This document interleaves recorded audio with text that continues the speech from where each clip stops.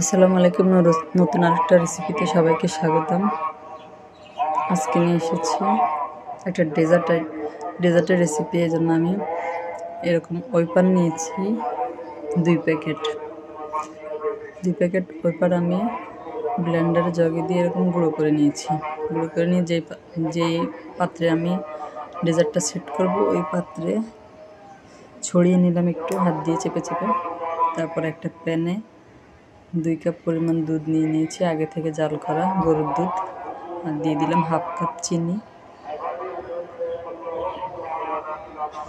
তারপরে দুধটা যাতে একটু ঘন হয় এই জন্য দিয়ে দিলাম আমি 10 টাকা দামের 2 প্যাকেট ডানোর 2 প্যাকেট দুধ, গুঁড়ো দুধ। আর এখানে দিয়ে দিলাম আমি কর্নফ্লাওয়ার 3 টেবিল চামচ দিয়ে সব কিছু একসাথে চুলা ধরানোর আগে ভালো মতো মিক্স করে নেব।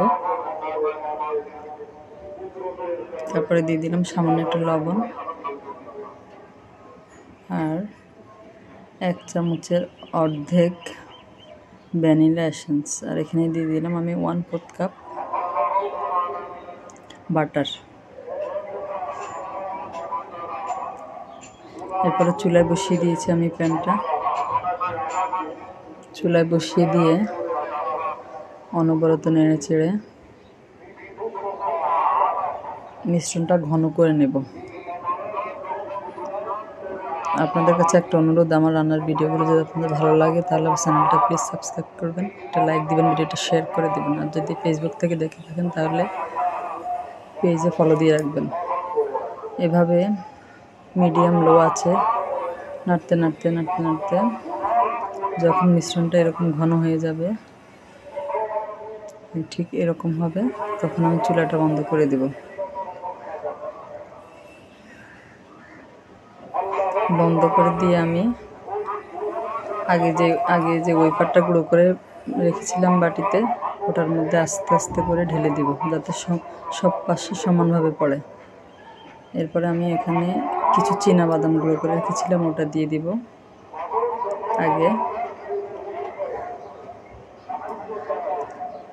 বাদামটা দেওয়া হয়ে গেলে দিয়ে দিব গুঁড়ো করে রাখা ওয়েপার।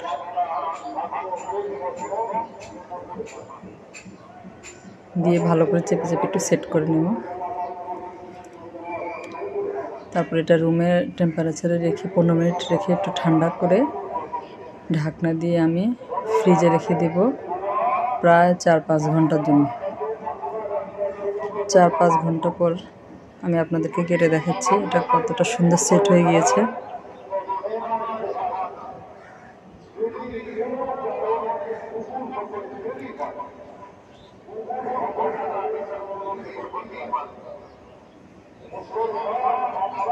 এই যে দেখেন, খেতেও কিন্তু অসম্ভব মজা।